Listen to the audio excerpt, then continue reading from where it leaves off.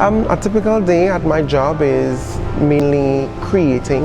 As a dance and movement coordinator, I'm tasked with the responsibility of designing. So a day here, the dancers come in, I get them warmed, I get them ready, and we start creating.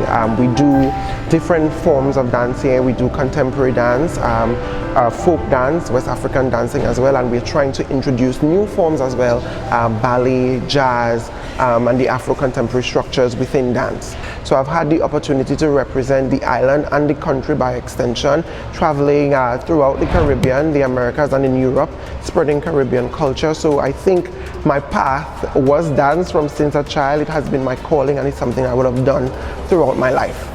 When I pursued my master's, it was always to come back to Tobago and to take the information that I would have learned to pour it back into the island, just as the island would have poured into me.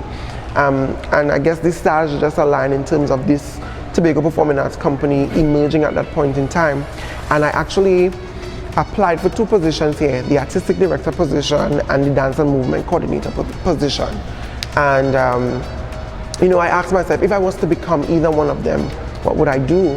And it was all about being able to raise the standard, raise the image, pay attention to things like cultural retention, pay attention to things like the importance of heritage and legacies in dance and movement, and just showing how we are able to create and show the world what we can offer within the scope of tourism or any other sphere using dance and movement.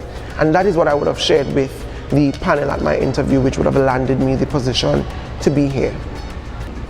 Well, first, a lot of research had to be done, and at the time I was working at the Department of Advanced Training and Advisory Services, and being aware as to what the product is and the service that they provided, I decided to seek funding through them. It was a very easy process. The workers there would have walked me through all the things that I needed to get, what I needed to do, and once I was able to provide the information and sign up the application, everything went through smoothly. So my primary funding came from the department, which would have aided me in doing my Masters of Arts in Dance at Florida State University.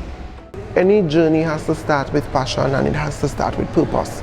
I think a huge part of it before you make a step is to really try to figure out what it is that you want to do, what you like, what you think that you can do to add value to any space that you may have to function in, and then take it from there. That is where it all begins, passion and purpose, and that is what you need to be driven. So my advice to that person would be to figure out what it is that you want to do, what you love doing, and be passionate about it, understand the purpose behind it, and then you'll get the drive to go forth and do it.